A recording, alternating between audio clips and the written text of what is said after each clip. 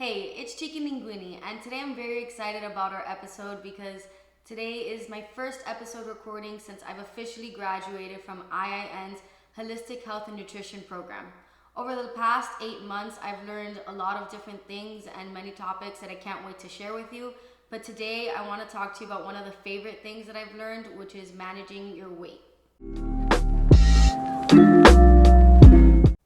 Growing up, I used to struggle with weight loss, and I've done every diet under the sun. I've done Atkins, South Beach, Weight Watchers, cabbage soup, Paleo, Whole30, and the main consensus of all of the diets were to be on a calorie deficient and to work out. I would lose the weight and then gain the weight right back, and I was a yo-yo.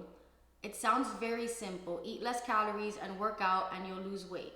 But it's not that simple, and I'll explain to you why. So in order to fully understand why simply eating less calories doesn't work, we have to understand what a calorie is. A calorie is a unit of measurement, and it's measuring energy.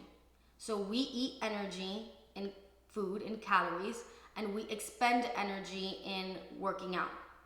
So again, it sounds very simple. Eat less energy, work out more, so you'll have a calorie deficient and you'll lose weight.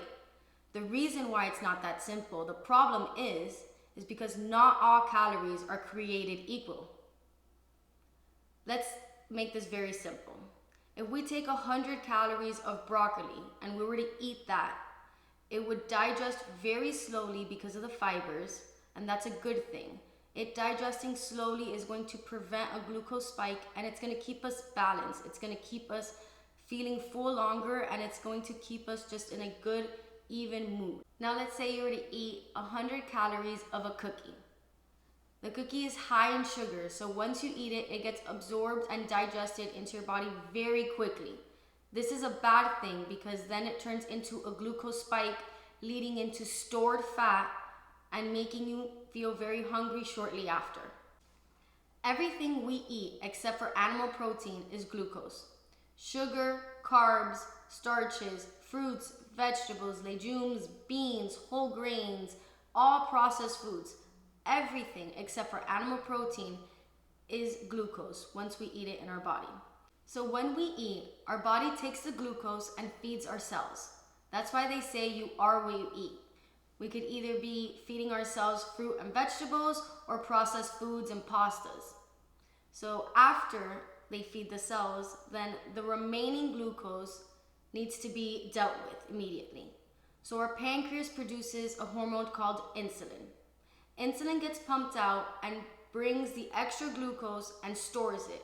First it stores it to the liver and the muscles, but they could only take so much. So after they're at capacity, the insulin makes the extra glucose into stored fat and it leaves it throughout your body. This is why no matter how much of a calorie deficient you're on, if you are not restricting your carbs and your sugar intake, you're going to continuing be pumping out insulin, which is going to continuing be making stored fat in your body. So rather than limiting your calories, you should focus on limiting your carbs and your sugar and increasing your animal proteins and your fiber.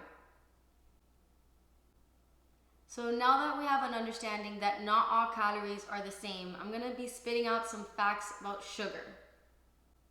There are over 60,000 products in our grocery store, and 80% of them have added sugar. That's insane. High fructose corn syrup is the #1 source of calories in our diet. That's right, sugar is the #1 source of calories in Americans' diets. Children are eating 17 teaspoons of sugar a day. The American Heart Association recommends 6 teaspoons, less than 6 teaspoons. So children are eating almost 3 times the amount of teaspoons of sugar that they should be eating a day.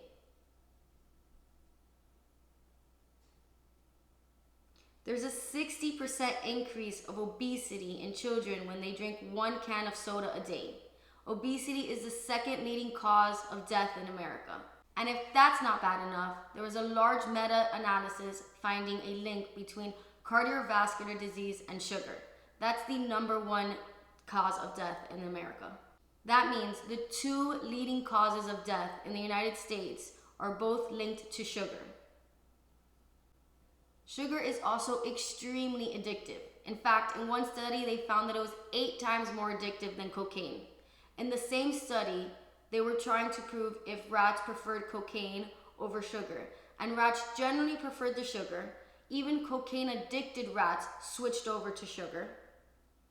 The rats were 8 times more willing to work for the sugar over cocaine, and a quote is, "Cocaine reward paled in comparison to the sugar reward."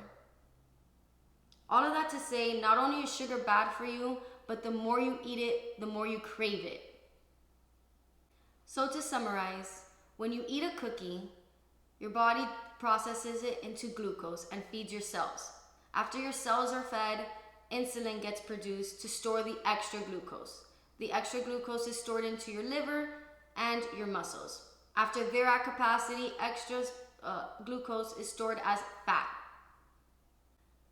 When insulin is needed to help store the excess glucose, that's called a glucose spike or a blood sugar spike. These are bad because every blood sugar spike means that you are storing fat. And every time you pump out insulin, it means you're storing fat.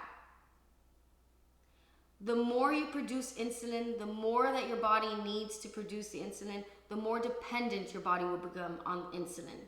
And the more dependent you become on it, eventually the off switch breaks and you'll just constantly be pumping insulin.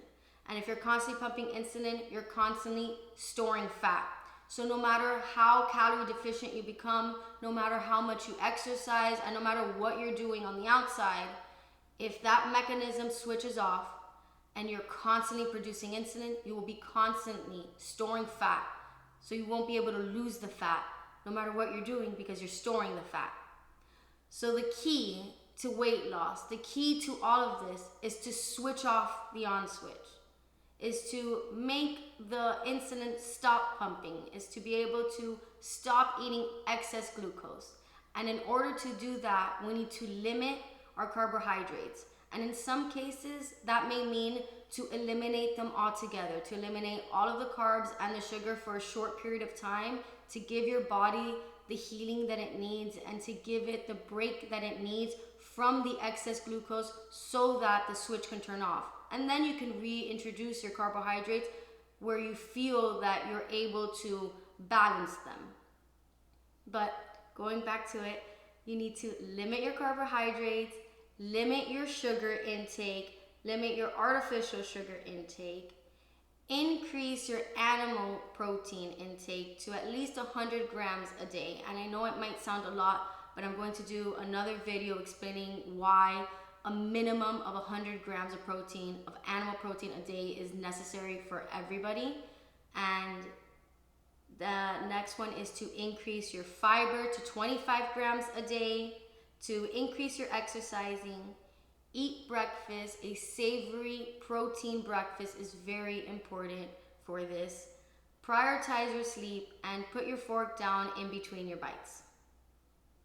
If you found this video helpful, please give it a thumbs up and subscribe. I have new educational videos like this every Thursday, and I have daily shorts of what I eat.